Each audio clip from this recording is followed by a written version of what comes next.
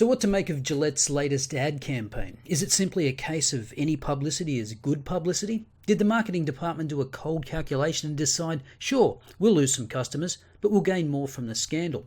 This is Procter & Gamble, after all, a very successful company. I'm sure they didn't do this on a whim, and I'm also sure if they thought drowning puppies would sell more Tide, they'd be doing that too. This tweet from Clay Rutledge was a good summary. We are living in an era of woke capitalism in which companies pretend to care about social justice to sell products to people who pretend to hate capitalism. Well, it certainly feels that way. Now, the director of the ad was one Kim Gehrig, an Australian who won acclaim for her This Girl Can campaign in 2015. Basically, it was an ad telling fat chicks that it's okay for them to play sport, because apparently they didn't know that. But here's what Kim Gehrig didn't do in that ad. She didn't start off the ad with anecdotes about the poor dietary habits of women. No, it's 100% body positivity. And there are certain scenes in this Gillette ad where it's obvious that it was directed by someone that doesn't understand the behaviour of boys. Now, I would go through the ad, but it's been copyrighted, so at this point it would be a good idea, if you haven't seen it, to stop this video and watch the 1 minute 40 second worth of cringe. Link in the top right corner of your screen.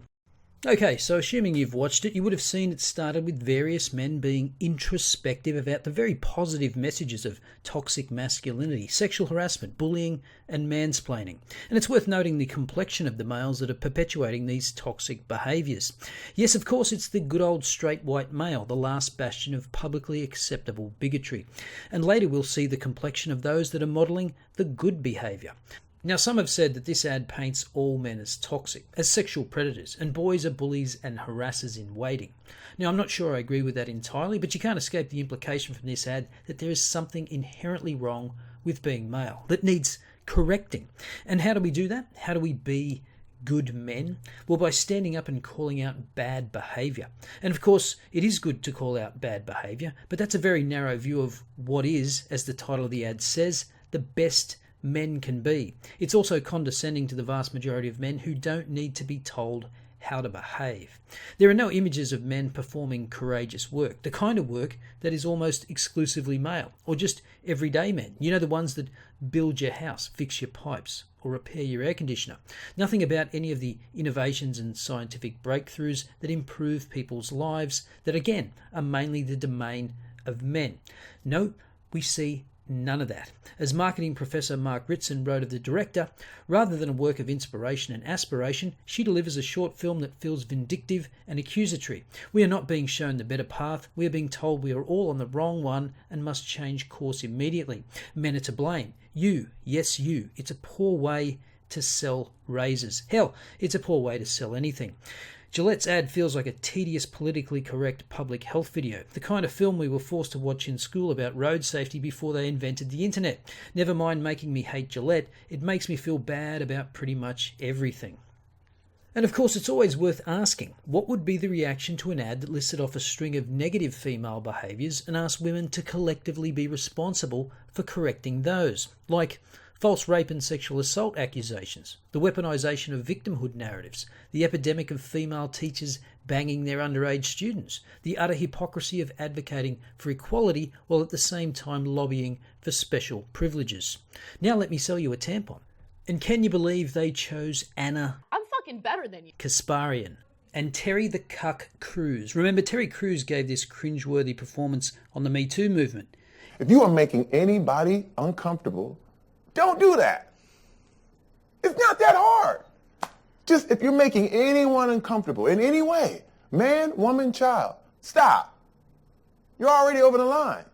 Yes, Terry, the whole world should be a gigantic safe space where no one ever feels uncomfortable.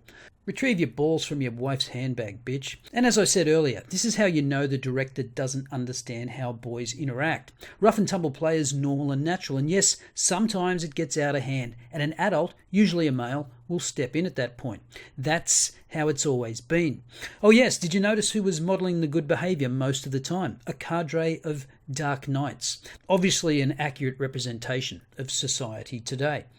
But what I find most interesting and amusing about this ad is the largely gynocentric focus here. Remember, this is an ad that is supposed to be about the best men can be. And apparently the best men can be is to be nicer to women.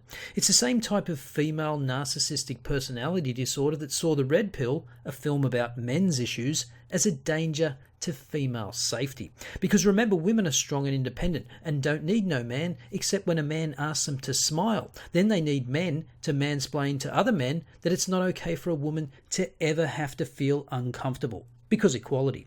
Now, many people have registered their dislike for this video, more than 500,000 at this stage, and some have decided to boycott Gillette products altogether, including me.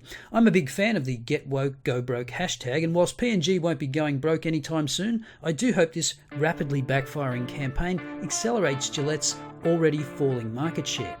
As usual, let me know your thoughts in the comments below. I'll see you next time.